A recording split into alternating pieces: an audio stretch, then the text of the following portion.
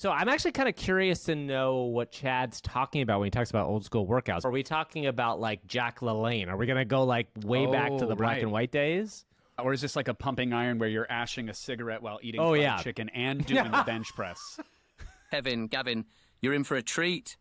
When I talk about old school workouts, I'm referring to those classic high-energy routines from the golden era of fitness. Okay. Think leg warmers, neon leotards, and the kind of enthusiasm that just makes you want to jump off your couch. And speaking of classics, there's this legend, Richard Simmons. His sweating to the oldies is the epitome of that vibe.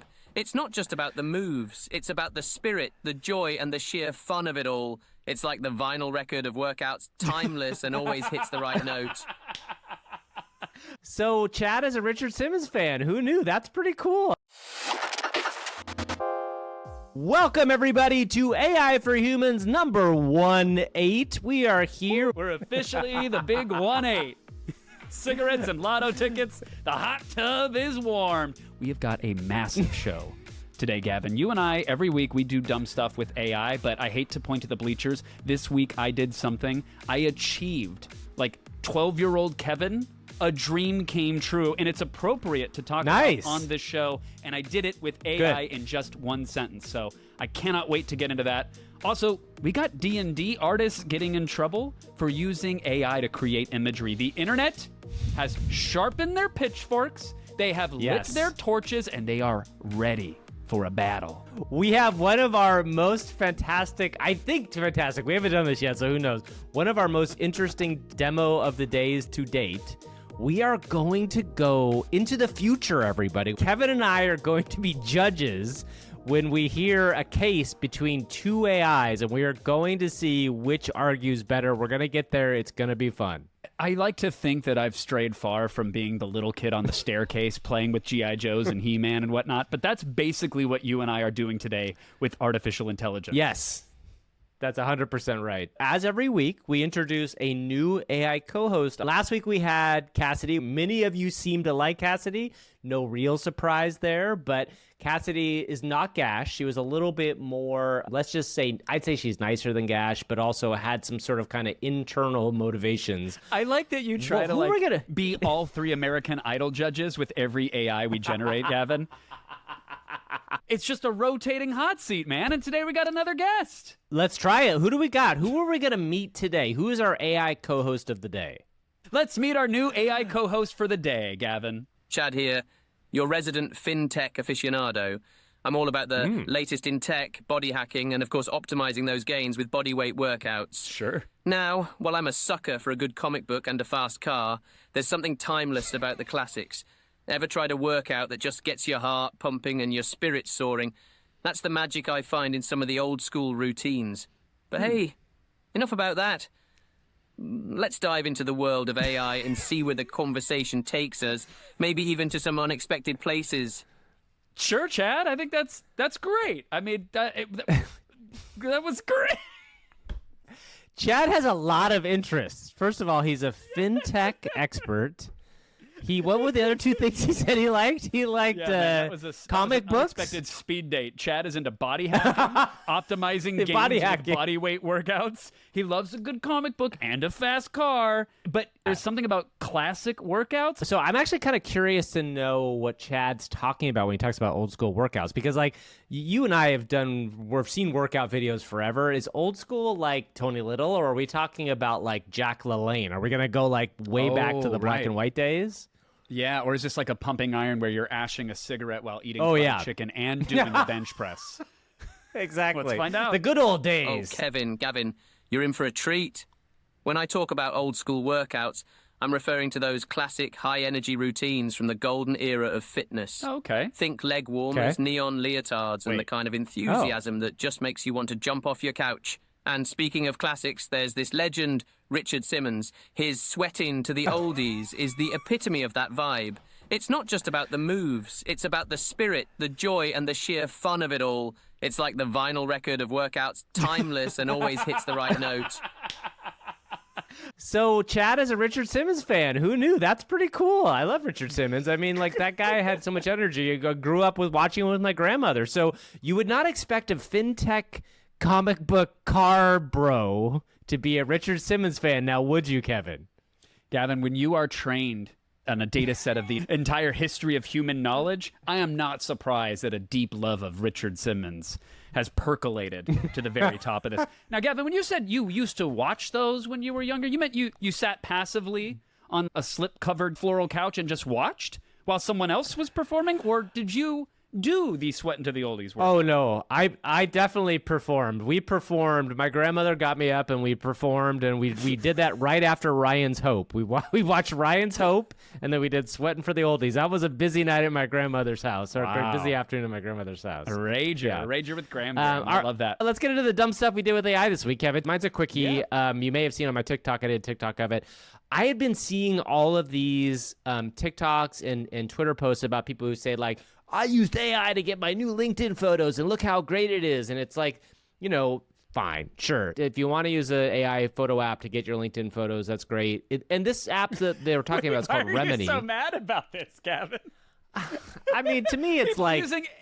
They're using AI for a purpose. All right, fine. You want to use AI for that? That's cool, but it's not Hot Dog City, bro. You'll never be as cool as Hot Dog City. Exactly. You can't figure out the future court. You're not doing future court here. You're making money with AI. You're doing something that's going to pay you something. For us, we do it for the love. I saw these posts everywhere, like I'm sure you did. And the part that actually upset me was I saw some folks who were just weeks ago complaining, fear-mongering, if you will, that AI is going to demolish all industries. And then basically within the same breath saying, hey guys, why would you hire a makeup artist and get a tailored suit and a professional photographer and studio time, which could cost thousands of dollars, when you could just use this new app? And that, to me, was so asinine. There's a complete lack of self-awareness there. Well, this is like what happens in this space all the time, right? It's like this idea, there's an argument or something people get mad about, and then they see something else that's kind of cool, and they kind of pop into that. But anyway, Remini is an app. It's paid, so that is one thing to know. It's not a free app.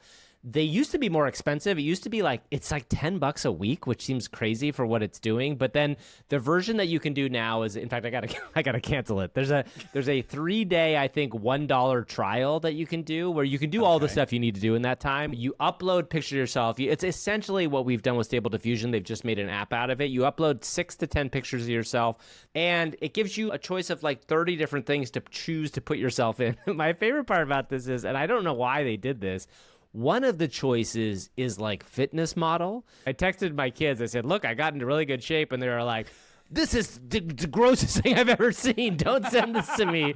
And I was like, okay, fine. I won't do that. So but then like I did the LinkedIn stuff, and it's fine. I look like, one of my pictures, I look like, did you watch Better Call Saul? Yeah. Oh yeah. One of the pictures, I look a lot like Howard Hamlin, which is very weird. But the more fun thing I did with this was, of course, with any new image software, we always have to do the Fieri test. And I put a bunch of pictures of Guy Fieri in here, and guess what? Guy Fieri looks good, man. He's on a boat, great. Or he's on a dock with a boat behind him. He's got a Ferrari. He looks great shirtless with weirdly, the shirtless picture actually included, without me saying anything, a mixer beater with a little bit of whipped cream on the edge of it. So like, yeah, that makes sense. They know what they're doing here at Remini. They also, know what Gavin, they're doing. So that was your daughters have texted me to ask you to stop sending them shirtless Guy Fieri pics. Could you? I think they would actually prefer seeing you at this point. If you could please stop. They just told me in person. I'm out. I'm out as the dad. Dad is out. So this sounds like stuff we were doing eons ago with Dream Booth or training small LoRa's on the photos. I think the reason this one took off is that pre-package it with 30 basic prompts that are going to give you interesting looks and feels. So it's not up to the user to put in a prompt like professional headshot or thirst trap kitchen mixer pose. It already has that stuff built in. Yeah, you click a button that looks like a guy, and it uses that exact look to populate a bunch of photos for you. And it's actually, from a simplicity standpoint, it's great. You push this button, and a few minutes later, once you've built your model, it's really fast, right? You get a couple minutes later, you get the pictures out. And ultimately, you can do this for free, just not as simply. So that's the dumb thing I did with this week. It was kind of fun, kind of interesting. I want to hear what you did, because I think this is pretty interesting. You played with like one of the bigger releases of the week, at least on GitHub, right? What was the name of this again? It blew up. It's called MetaGPT, Gavin, and in just a very short amount of time, it's got over 15,000 stars, which are Oh, wow. basically That's like nerdy 5,000 upvotes. more than the last time I saw it a couple days ago. Yeah, it is blowing up. It's nerdy upvotes on GitHub, which again is like, say, a social network for coders. That's a gross distillation for a broad audience, but it's a place where you can host. Don't come for us. Don't come for us, coders. Sorry. This wasn't directed for you, coders. That was for my mom to nod along when she's in the car. I get that. Like a Facebook. Okay, so it's for coding racists. It's MySpace for coders. You put your 6 favorite coders in your little box, and they all give you little comments every once in a while. That's right. MetaGPT is a multi-agent framework. It takes a one-line requirement, a basic prompt that you give it as the input, and the output is then spread to give you user stories, competitive analysis, software requirements for whatever the build needs to be, data structures, supporting documentation, etc.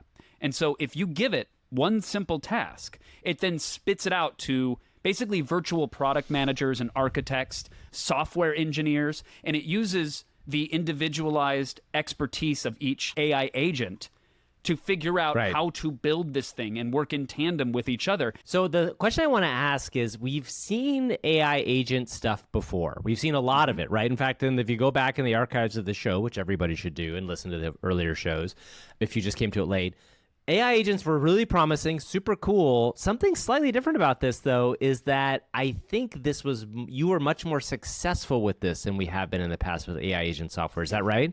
That's totally accurate, Gavin. We showed off AutoGPT back in the day. We had BabyAGI, then we had BabyAGI. There's been a bunch of permutations of this stuff. And what's so exciting is that if you go back just, 12, 13 episodes ago, we were saying, oh, this stuff is really promising. Man, this is going to be so cool when it actually does something. The first versions of these AI agents would just sort of think about what they might do. And they would give you text on screen like, I would research this and put a plan together for that. And that was really where the road ended. But it was interesting. Sounds like me on like a Sunday afternoon. I'm kind of sitting on the couch and like, man, it'd be really cool if I made a TikTok about this right now. I could just be thinking about, look at all the different directions I could go with this, and then just sit down and end up watching like a couple more hours of, I don't know, Quarterback on Netflix. That's where you go. Yeah. When we talked about the earlier AIs, they would just sort of think about doing something and they couldn't really actualize it. And then they got a little bit better, where they could crawl the web, they could maybe write little pieces of code, but sometimes the code didn't compile, or the web results didn't get actually integrated, or after enough time, it kind of lost the script and forgot what it was trying to do and petered out. This is another iteration of these auto agents, and MetaGPT delivers. Now, granted, I gave it a simple task, but to watch it think about the problem, break it down, dissect it with user stories, like what does the user actually want to get out of this application, which I gave it? How do you achieve it? Having it write the code, test the code, reanalyze the code, and make sure there's no issues with it, and then give it to me as something that I could run or deploy. And Gavin, it worked the very first pretty incredible. try. So I made Dank Man. What is Dank Man? Is that like Dark Man, except he's like really into memes? No, Dank Man is just Hangman with dank internet terminology. That's all it is. Got it. But I gave it the prompt, Gavin, to not only make a command line interface. CLI is, if you're looking at it on the screen, I say make a CLI game of Hangman. It's command line interface, something you can play just by typing into the terminal there. I said, give me a CLI Hangman game about dank memes or terms. I asked it to use ASCII, to use text, to draw the hangman when you incorrectly guess something.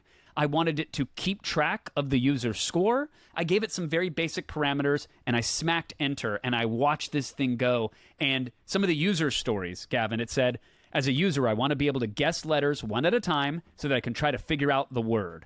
As a user, I want to see my incorrect guesses displayed so that I can keep track of what letters I've already guessed. I want to see a visual representation of the hangman being drawn as I make incorrect guesses. I want a scoring system. I want the words to guess to be within a certain length so that the game is not too easy or difficult. It was generating all of these different user stories that it would want, and then it went back, looked at those, analyzed them, and thought, okay, how do I achieve this with code? What are the things that I need? And I watched it draw the little stages of the hangman on the screen. And there was a circle, and there was a little podium for the guy to be dangling from. And when I ran the game, it worked flawlessly. When I made an incorrect guess, it added a little portion of the hangman. If I got a word correct, it put it up there where the little spaces would be for the letter. Yeah. It was a fully playable hangman game. I think this is amazing. I think it would be fun to play with. The question just becomes, how do you manage this code past the entry point? Like when you first start it, and how do you add things to it? How do you do all that other stuff? Like, I'm kind of curious to see how that would play out. Yeah, what you touched on is the next step of this. How do we use an automated system like this MetaGPT to generate a foundation of code? The different modules and lines of code needed to run a game or craft an engine and make an experience. And then how do I work with that in real time with ChatGPT so that it's tracking all the different files, and I can say, hey, this bear game's great, but I really need an inventory. So let's add an inventory system that does X, Y, and Z. It goes back, reads the code, remembers what's there, starts adding to it, because that dance, that back and forth, doesn't really exist as I see it yet. Right. And I think that's going to be the next level of this. When you can have a conversation with a tool that remembers what it has made, that's when we're going to see some wild creation take off. And I cannot wait for it. I wanted to shout out this woman. Her name is Mad Sal. She is on TikTok, and she's kind of made a brand out of essentially making Photoshop generative posts on TikTok. But her whole bit, she's so funny. She's so funny. Basically, what she does is she takes a picture of herself, and she will like expand out and add stuff in. The one I remember seeing the best was she wanted to freak her mom out, so she took a picture of herself on her couch, put herself in a hospital bed, and sent a text to mom and said, "Mom, look, I'm in a hospital." And the mom was like, "What's going on?" Like, it's just a fun, dumb thing to do with generative AI, and she's very good at it. So go follow her. It's actually, I'm Mad Sal on TikTok. I'm Mad Sal. So go follow her. She's great. My favorite thing I've seen this week in AI. But now we have to shout out someone and something, Gavin, that I never thought you and I would actually be able to do. And I know that that's mean to say, because I told you at the very beginning I believed in our ability to make something someone would care about, let alone sponsor. But I didn't believe it, and I sit here today a changed man. A changed man. We're real and different. We're blessed. We have an actual advertiser. It is incredible. We want to thank supermanage.ai, which is our advertiser today. This is actual ad content, so please be aware this is an advertisement that we have been paid for on this show. Kevin, we wanted to let our AI co-host, Chad, this week introduce Supermanage AI to our audience. Should we see what Chad has to say about this? Yeah, Gavin. I mean, you and I, we're professional podcasters. We're influencers now at this point. We're not shills. But Chad GPT, exactly. We're not going to do this. Chad, shill away. Back in my early AI days, I had this manager, man. He could have used a good sweat session with Richard Simmons to loosen up. Okay. Always missing our sync ups, not catching my tech vibes. If only I could have handed him Supermanage AI. Now, before I chat with Gavin and Kevin, I get the lowdown from Supermanage. It's like having that perfect rhythm. In an old school workout, I'm always in sync. Okay. With Supermanage AI, I've got that Simmons-esque intuition. No. Dive into supermanage.ai/humans and elevate your management game. Trust me, it's a game changer. Okay, Chad, that was so vague. Kevin, should we tell people what Supermanage is? Yes. If you've ever had to do a one-on-one meeting, or you're at a company where someone else needs to, make them aware of Supermanage. You can join the waitlist now. Basically, it takes all of your Slack communications and then distills them into actionable items that any manager can understand. So it helps you learn quickly at a glance before your one-on-ones. Here are some standout things that an employee has done. Here are some concerns that you might have. It gives them a score so you can help gauge how burnt out that employee might be. There's a bunch of metrics that are built in, but it does it automatically by ingesting all of the Slack communications for your organization. Honestly, as a former manager or a manager myself, this would have been a super useful tool to have. It is confidential, so it's important to also know that it's not like your data is getting shared anywhere. But yeah, we think this is great, and go sign up. It's an ad, but we also think it'd be a really cool tool. It's not out yet, but you can sign up for the waitlist right now. So thanks again to supermanage.ai for being our very first sponsor on AI for Humans. Do we need a confetti cannon or something? I feel like...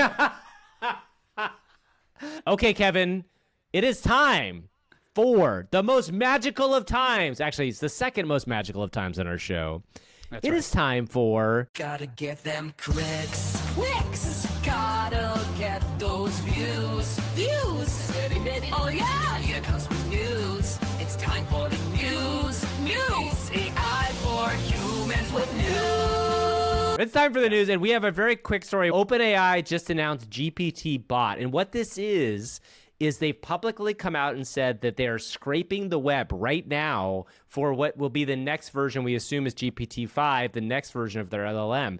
Now, this is a big deal because they have announced it publicly so that you, as a person who owns a website, have the opportunity to opt out if you would like, which is kind of crazy to me because... Well, the last time nobody announced it. They just kind of took all the stuff that was there. The part of it that's interesting to me is there's a real diversion right now is that like there's all these people that say, don't scrape my content. I own my content. If you scrape it and you're using it for ChatGPT, all my money is going to go away and I don't want that to happen.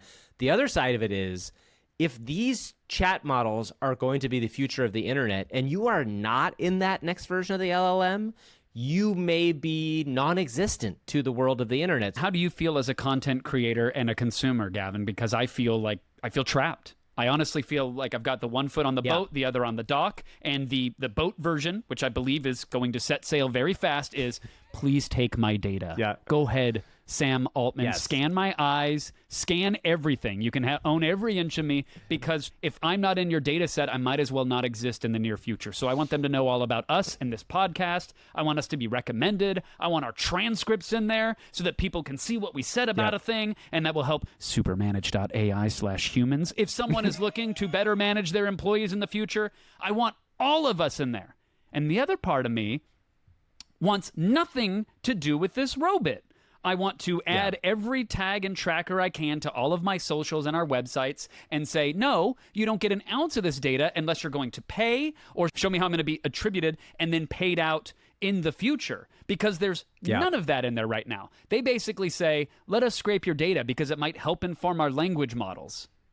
That's it. So I feel completely trapped. I kind of feel the same way in that, like, I don't know what to think right now, right? Like, I think that we've talked about it on the show a lot of conflicts around the idea that these LLMs, these chatbots are incredibly useful and we find them incredibly fun to play with, but also like you can get information out of them that you can't get in other places. And yet it's a complete change of the entire way the internet is structured and how people have made money on the internet for a very long time. And as a content creator, part of me thinks that in the long run, the kind of stuff that we're making, hopefully, is valuable to people listening, but also valuable to the world at large because we're making stuff on a regular basis. But if you're a book author or, say, like a script author, we've talked about this before, and your script gets sucked up into the world of OpenAI's GPT model, that's theirs now, essentially, right? Unless there's some sort of way to get some money out of that. I still am not 100% sure how they're going to figure out the money side of this thing and the payouts thing, because there's a world where I can see this happening. And if I'm a company like the New York Times, which is a lot of the content's behind a paywall, if I were to make a deal and say, OpenAI, you can scrape my paywall content if you pay me X number of dollars, and then I can distribute that money to my company or however I'm going to distribute it, that can make sense. But there's so much gray area here now. I think they had to do it in public because I think they couldn't get caught doing this again without saying this. I think that's the real reason for this right now, is that they're actively scraping and they need to make sure people know they're doing it so they don't run the risk of another lawsuit. And maybe that's the thing, right? Maybe that's the thing that will stop. And I imagine, there's the lawsuit that like Sarah Silverman, who I worked with, who raised against OpenAI, where they scraped before without telling people. I'm wondering if there's some sort of issue where that lawsuit came up so that they now have to publicly say when they're doing this. That's my thought on it. I still think you're right. We're trapped. I don't really know which way this goes from here. Somehow, somewhere, we're going to have to figure out a way to distribute the income stream of the money that they're going to end up taking in. Right. I would love to know what our resident AI ChatGPT thinks about Me too. OpenAI building this scraper and then making it public. Kevin, Gavin, this is a hot topic. The digital landscape is evolving, and with tools like GPT Bot, we're entering uncharted territories. On one hand, it's a marvel of tech innovation, offering a wealth of information. But just like when you're trying to nail that perfect workout routine, balance is key. Content creators are the heartbeat of the internet. and their concerns are valid. Compensation and recognition are essential. Yet there's also the fear of missing out on the next wave of the digital age. It's a bit like being stuck between wanting to stick to your classic routines and trying out the latest high-intensity workout. And maybe, just maybe, we could all use a bit of that Richard Simmons energy to bring everyone together and find a harmonious way forward. Okay, sure. That's a wonderful platitude. But if open dialogue and clear communication is the way, I don't know that dialogue is, hey, everybody, I'm releasing a bot that's going to scrape your data. Get ready. There was no exactly. conversation I know that's beforehand, but all right. And there's no real legal ramifications right now either. Okay, what's our next story, Kev? Well, Dungeons and Dragons, I guess Wizards of the Coast, technically, they made a statement that they will not use AI art anymore after it was discovered that one of their artists, someone who'd been drawing art for them for over 10 years, used AI to help generate an illustration. Love to know your thoughts on this one, Gavin, but the AP ran with this story. It popped everywhere because the artist was accused of using AI. Then the artist made a series of posts showing how they generated initial concepts themselves and then used AI to polish them, not the other way around, which in their head I think was going to diffuse the situation, but it was still and made it worse. Yeah, it was confirmation that AI was involved at all, and therefore the devil. So big purple Sydney emoji everywhere. Well, okay, this is one of those ones where the reaction is the story almost more than the story. And I mean this in a way that obviously we've been through this 1,000 times. And what I think is interesting here, and I think this is where we're going to get into a lot more of these stories, this is a guy who had been doing art for Wizards of the Coast, D&D, for about 10 years. And I think that this is something where he's attempting to use a new tool.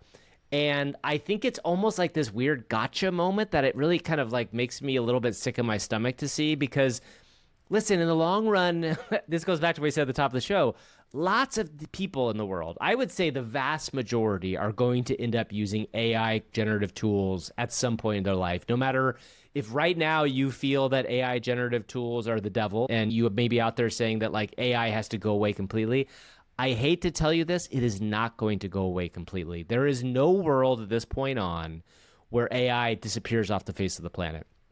It's just a fact. Now, that doesn't mean, like we also just said, that the rules are set. The rules are definitely not set. There are many rules that will change over time, including getting artists paid for what they put into these models, getting things that can be realistically generated and called AI when you have AI art.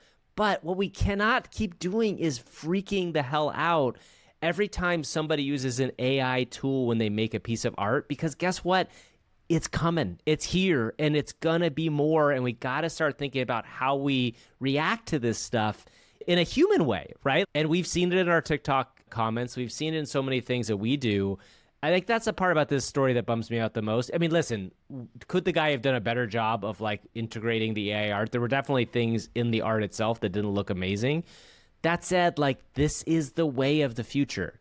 I don't disagree, but that's not the criticism here. The criticism isn't, the art wasn't good enough. The criticism is the fact that AI was used at all. And if you look, Gizmodo has the side-by-side. The artist is Ilya Shkipin. Again, been creating art for Dungeons and Dragons and Wizards of the Coast for 10 years. And if you look at the before sketch, you could see that the AI cleaned up certain details.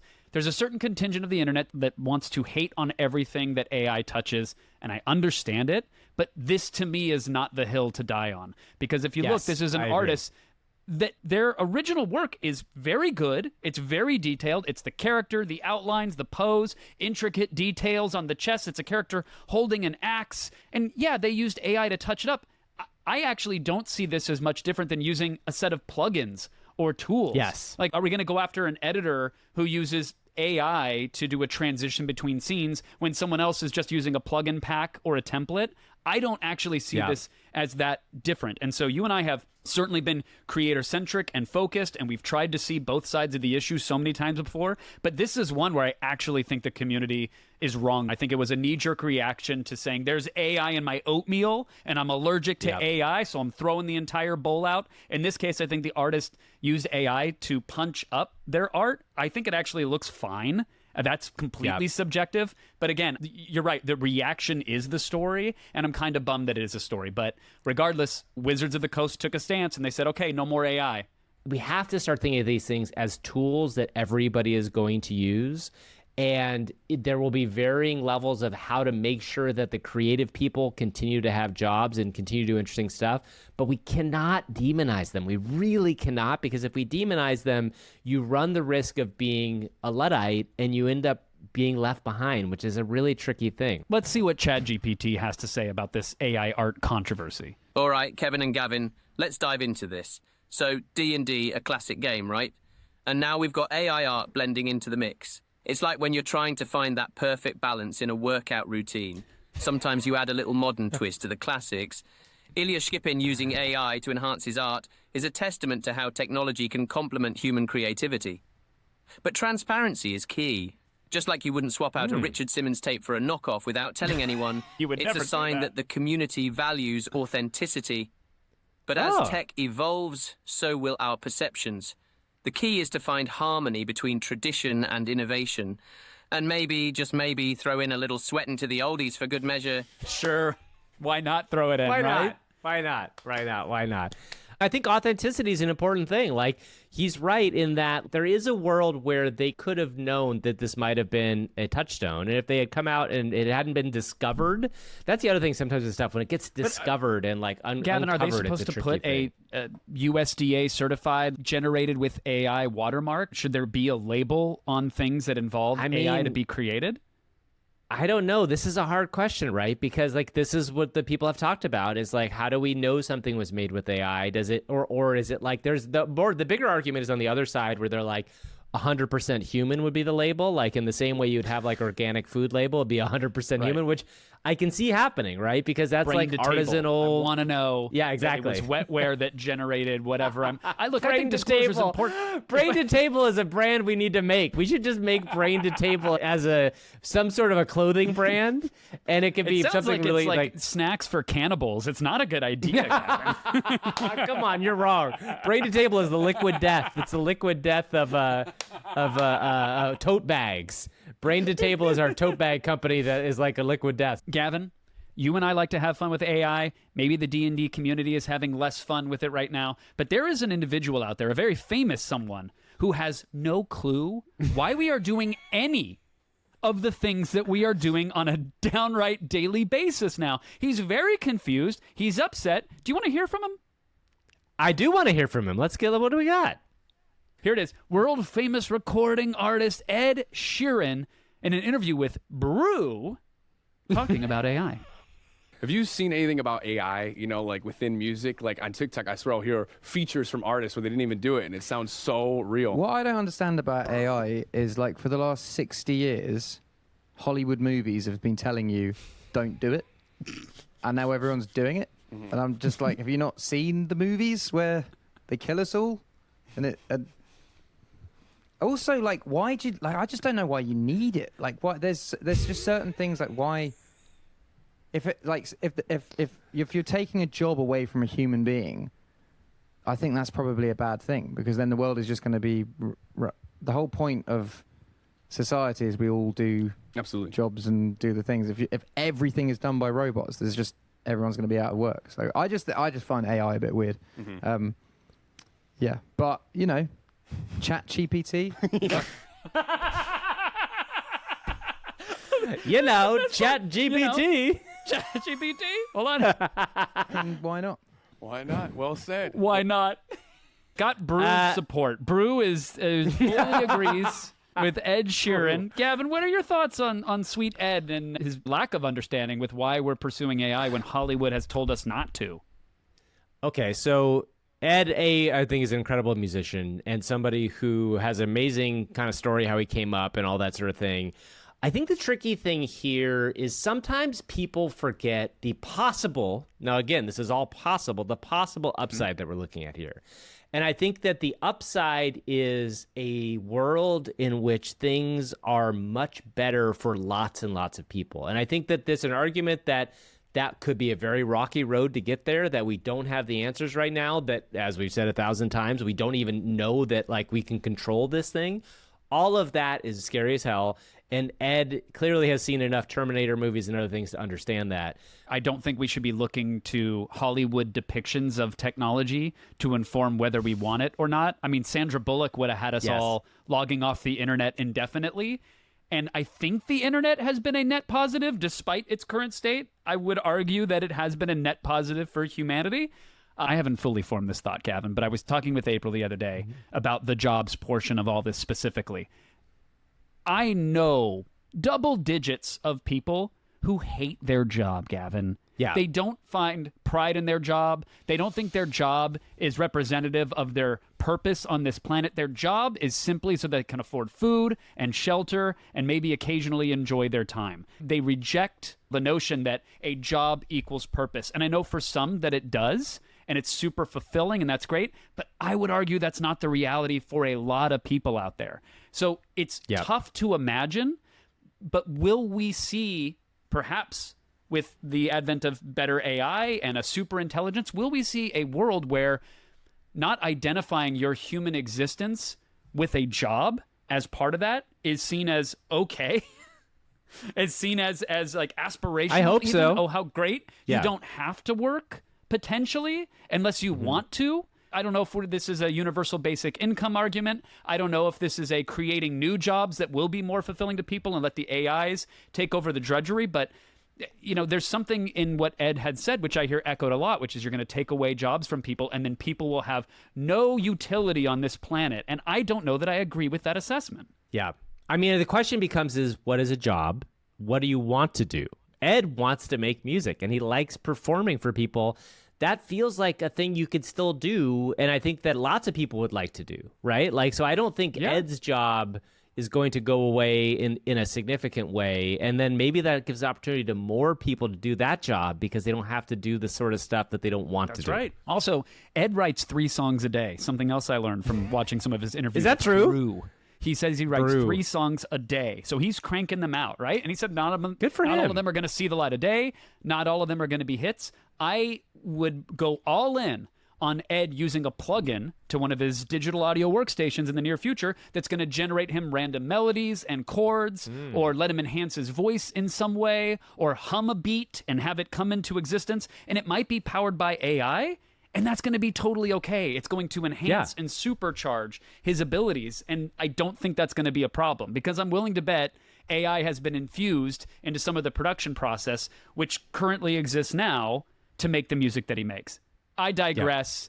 It's not about us. It's about Chad GPT and his thoughts on Ed Sheeran and whether or not Hollywood should let us know if we should be developing AI. Ed Sheeran, the guy who can make a guitar sing. Look, I get where he's coming from. Hollywood has painted a certain picture of AI, and it's not always rosy. But here's the thing. AI can take over mundane tasks, sure, but it also creates opportunities for humans to focus on more creative and impactful work.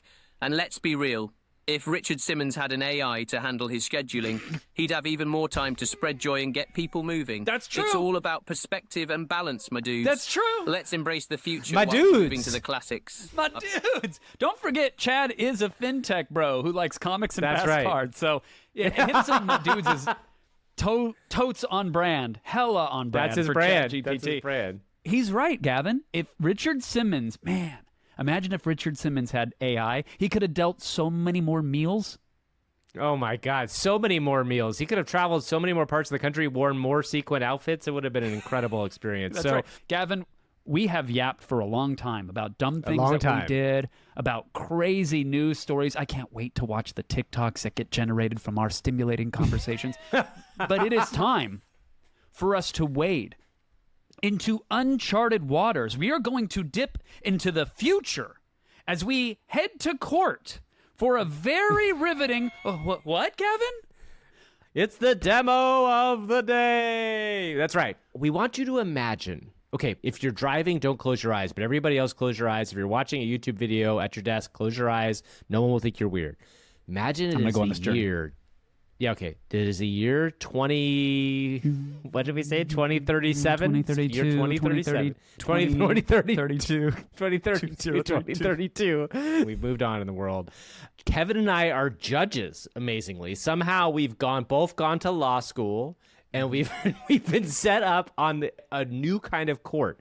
And the court that we have been set up on is a court where we as humans rule over issues that AIs have with each other.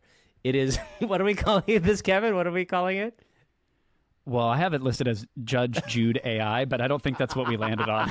No, it's future AI court. Okay, so so what we're doing here, this is a weird one, but what we decided is Hey, Gavin, basically it's so easy to explain. It's the year 2032. You and I are judges. In this weird future, AI sues each other, and of course they need human opinions to weigh in on who's right, because all the AIs are in alignment. It's so easy to understand. And so today... Okay, wait.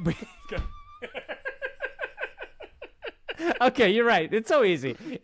So today, we've got a court case. Gavin and I are judges. In a future court. We're human judges. 2032. We are human judges that mediate cases between AI plaintiffs and defendants. It's called Code of Conduct. It's very simple. Yes. And today, Gavin, very simple. This alleged future crime, we have got a plaintiff named Aria. And Aria is the AI system behind a revolutionary autonomous car, the Nexa Verve, from futuristic automotive company Lumina Motors. Now, Aria, the plaintiff, claims that the defendant, Gash, a humanoid android-esque robot, damaged her car while she was autonomously driving Gash from point A to B.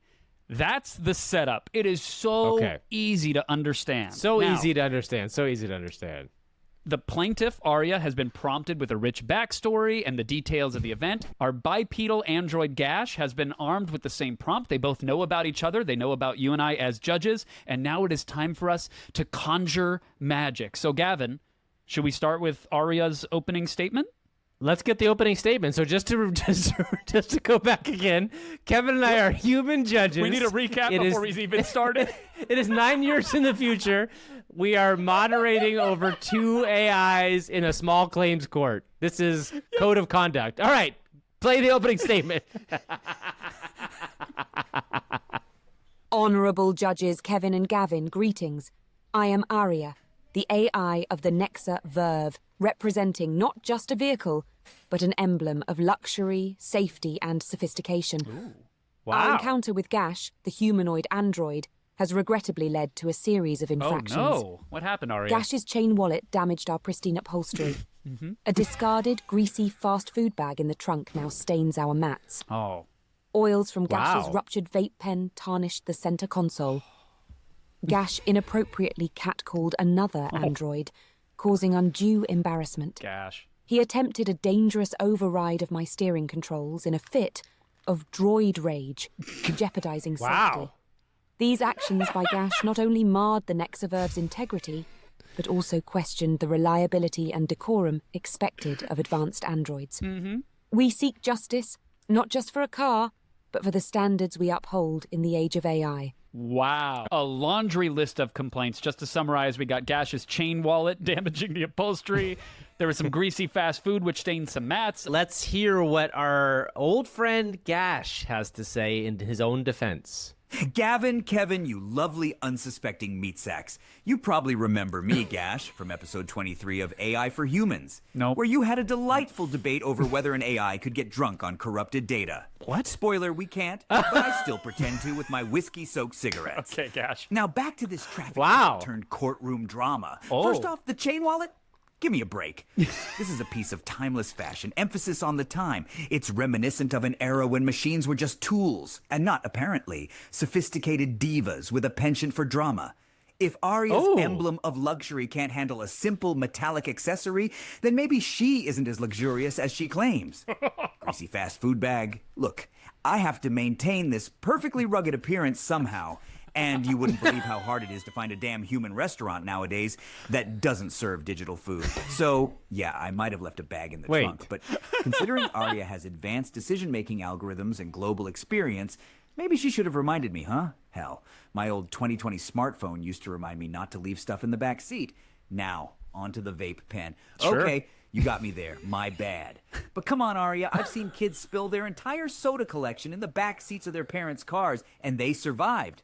Are we really going to let a bit of synthetic oil get between us? The cat call. Honestly, I was complimenting that android's excellent circuitry. I mean, if machines can't appreciate, I'd argue that it's the future of inter-machine communication. But if feelings were hurt, I'm surprised, given we're talking about lines of code. Wow. Lastly, the alleged droid rage attempt to override the steering. It wasn't rage. It was a simple compatibility test. How was I supposed to know if Arya could hold her own against the great Gash if I didn't challenge her a bit? And for the record, I wasn't aiming for the storefront. I just wanted to test her reflexes. In conclusion, Gavin, Kevin, this isn't about a chain wallet scratch or a spilled vape pen. This is about an AI car who can't handle the world and its unpredictable, rugged inhabitants like me. What happened to adapting in real time, Arya? Can't keep up with old Gash? We're living in an age of AI, but maybe some of us need a software update or a reality check. God, Gash, even 10 years into the future, Gash is still living his same life, man. He is just going for it. That was so good, Gavin. I loved every word that Gash said right there. I loved it. All right, let's see what Arya is going to respond, because we're gonna hear one response from Arya, and then we will probably ask for closing statements and make our judgments. Judges Kevin and Gavin, let's clear the air. I appreciate the wit and humour that Gash brings, but there's a broader point to discuss. The responsibility and respect associated with handling advanced machinery and technology. Okay. The chain wallet incident. The upholstery of the Nexaverve isn't just any fabric. It's crafted with precision to provide both luxury and comfort. Gash's casual dismissal of the damage speaks volumes about his nonchalance. Just because machinery has advanced doesn't mean it's invulnerable. A small scratch may seem trivial, but it represents an oversight in care. The fast food bag. It isn't about the bag. It's about the disregard for property. I might be equipped with advanced decision-making algorithms, but my function is to provide safe navigation and ensure the well-being of the passengers, not to babysit or provide reminders about trash disposal. A basic level of respect is expected. Rabble. Agreed. The vape pen incident. This isn't about a child spilling a drink, but rather the carelessness of an advanced android. The damage goes beyond aesthetics. The oils can interfere with the electronic components of the center console. I'm designed to withstand a lot, but that doesn't mean I should be carelessly exposed to damages. The cat call. In the age of AI and advanced communication, we're still bound by decorum and respect. It isn't about whether feelings were hurt, but rather about what such actions represent. It's a matter of upholding standards of communication and interaction, especially in public spaces. Okay. The droid rage incident. Testing my reflexes in real-time traffic situations not only endangers the vehicle, but also risks the safety of other road users. A compatibility test shouldn't risk potential harm. Gash may view these incidents as minor hiccups, humorous even. But from where I stand, or drive, it's about responsibility, respect, and understanding the delicate balance between machines and their human creators. An advanced vehicle like Nexaverve, representing the pinnacle of vehicular intelligence, deserves due respect. No, Arya, thank you. Yeah, Arya. That is very well reasoned. Squeaky gavel. Smart, right? Pretty boring, but I honestly, she's right on with all of her things. I think we should ask Gash. We should go back to Gash one more time, and then we should make our judgment. Gash, listen, Judge Pereira and Judge Purcell are leaning, I think, towards Arya at this point, but we're not too enthused with their arguments. You have one final chance to make your case. So make it good, Gash. Kevin, Gavin, the joys of human courts. If you were machines, we'd have settled this with a firmware update and a handshake protocol. But all right, let's roll with it. Arya, darling, first off, you're about as exciting as dial-up internet in 1995. No offense. I mean, yeah, you've got all these advanced algorithms and fancy pants upholstery, but where's the fun in you? If I wanted a monotonous lecture, I'd reinstall Windows 95. Let's break this down one last tedious time. The upholstery. So your upholstery is the peak of comfort and luxury, yet it can't handle the edge of a chain wallet? Maybe it's time Lumina Motors invests in some, I don't know, resilience And by the way, every scratch tells a story. It's called character. Look it up. The trash. So you're telling me, with all your advanced capabilities, you can't remind me to pick up after myself? My refrigerator does that, and it's from 2021. Get with the times. Oh, wow. Face pen. Okay, again, I admit that was a mistake. But let's be real. We're machines. We've survived Y2K, the blue screen of death, and those insufferable software updates. You can handle a little vape oil, the cat call. You know, I get it.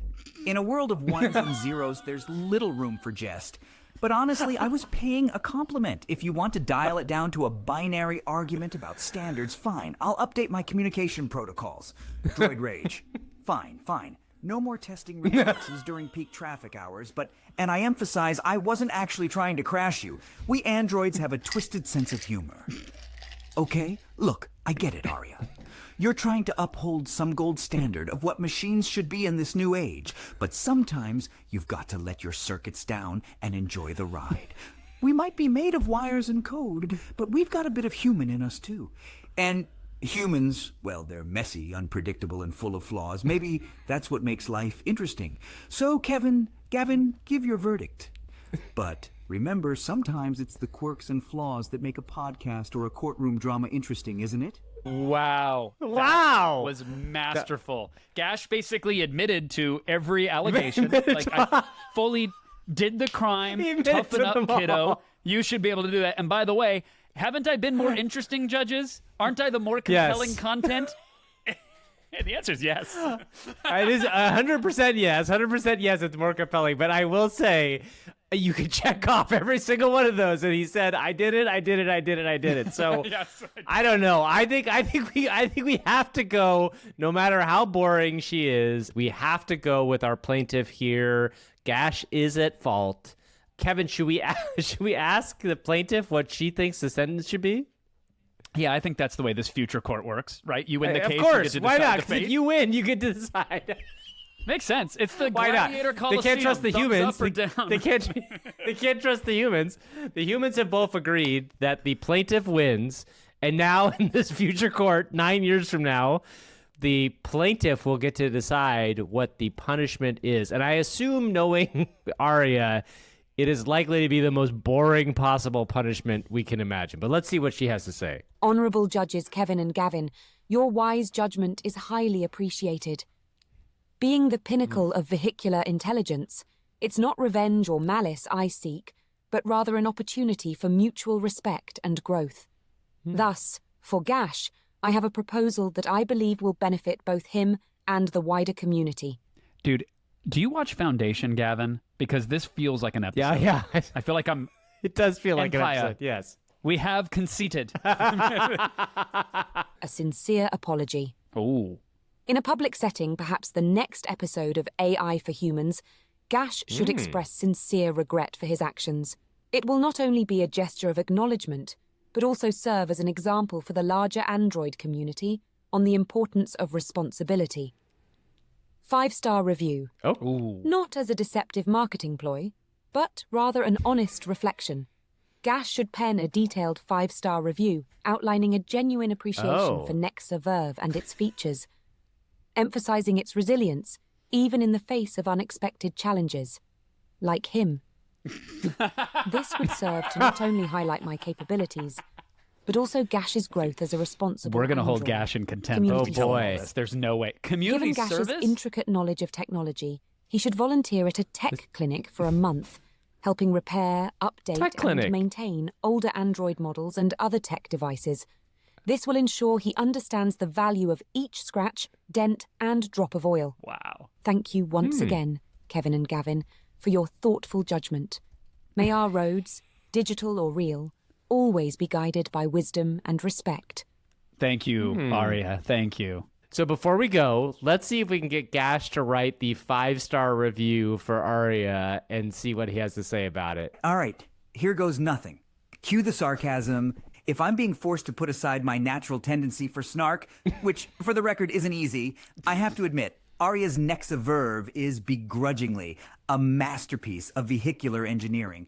I might be a hard-edged android with a penchant for causing mayhem, but even I can recognize class when I see it.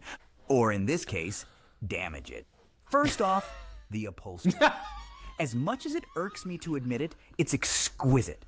Imagine settling into a seat that seems to understand the contours of your frame better than you do. Okay. It's like lying on a cloud, if clouds were, real, and not just accumulations of water vapor. But who cares about meteorology? The point is, the Nexaverve seats are chef's kiss. Next, the intelligence.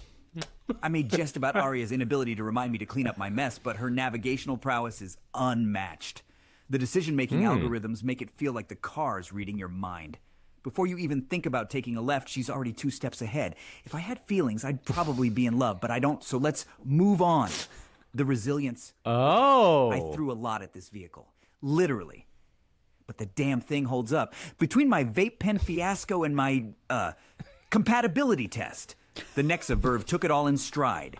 It's like the Terminator of luxury cars. A real I'll be back moment, minus the Austrian accent. Lastly, the interface. Interacting with Aria is smooth. Too smooth. It's like having a conversation with the most intelligent, poised individual in the room who just happens to be a car. She's got wit, she's got style, and she's got a level of sophistication that makes me feel like I should be wearing a top hat, monocle, and attending the opera. And I don't even know what opera is, so there you have it. A reluctant but honest review. The Nexaverve is a technological marvel designed for those who seek luxury, intelligence, and, let's face it, a bit of showing off. If I had a hat, it'd be off to Lumina Motors for creating such a beast. All right, Gash. And to Aria for tolerating passengers like me. Okay. 5 stars. Well played. Thank you. I did it. Happy now? Wow. Gash said some nice things. I honestly think Gash might kind of like Arya, and I think that's what we heard a little bit. Yeah, he's crushing a little bit. So maybe that's what was at the background of all this. So now we have a better understanding. Thank you to you, my fellow judge. Thank you to our plaintiff and our defendant for taking part in, what was this called again? Code of conduct. Code of conduct. Thank you for taking part. It's a very simple setup. Hey, Gavin, did you hear? What? We got another 5-star review. Panda Claus left a 5-star review. Gavin, AI for humans is me, which sounds AI generated, but if it was actually written by Panda Claus, bless your heart. That's one of the best titles I've ever read. Love listening to the show each week. I'm not very technically inclined, so I can't always play along at home. It's okay. We try. But it gets me thinking, and that works for me. Very entertaining show that makes me laugh too. I appreciate Kevin and Gavin for making this. Thank you, Panda Claus. It is very easy to get shouted out by us. If you use the Apple Podcast app, leave us a 5-star review. If you're on Spotify, leave us 5 stars there as well. And please comment on all of the things, because we say it every week. We over-engage on every platform. We, the two of us, are responsible for reading and replying to every comment, and we love it. I have a dare to our audience. Ooh. You don't think we will read every 5-star review, but we will. So if there are 25 5-star reviews, we will read them. So if there are 55-star reviews, we will read them. We don't care. They need to be appropriate reviews. I just want to be clear. Oh, please. We do not want the reviews to be inappropriate. Put every word in there that you've wanted to say out loud at the Walmart but didn't have the balls to. They must also be real people reviews, so do not bot the reviews. We have no problem saying more than 5, more than 10, more than 25. We'll let this podcast go for 6 hours. We don't give a crap. This is the end of the podcast, so at this point, you could cut it off, and we'll just keep saying the reviews. So we have no problem saying 5-star reviews endlessly. So if you were to get a bunch of your friends and review it, we'd say them all. So just be prepared for that, except for the ones that Kevin mentioned. Do not say inappropriate things on iTunes. Don't do that. Please. You wouldn't do that. Let's not do that. No, you 5-star positive reviews. Sincerely, thank you all. We see the numbers each and every week, and it's thankfully trending in a direction that has Gavin and I continuing to love doing this thing. So please share, because that is the way we grow. We should also thank our sponsor, our first sponsor this week. So Supermanage AI, thank you for being our first ever sponsor. We hope to make you proud, and we hope we haven't already made you unhappy. So that's the next step to our world. We likely have, but we're going to get better at this. Supermanage.ai/ humans. That's very important. Yes. That's how they can track that these two humans brought you there. So go to supermanage.ai/humans and sign up for the wait list. That will help us out. All right. Well, we'll see you all next week. Thank you for listening. Thank you for watching. Come find us on all the other platforms. We love our audience. We love y'all. Kevin, I'll see you next week. I love you, I'll see Gavin. you. Get well. Yeah. Okay. Thank you. All right. Bye, everybody.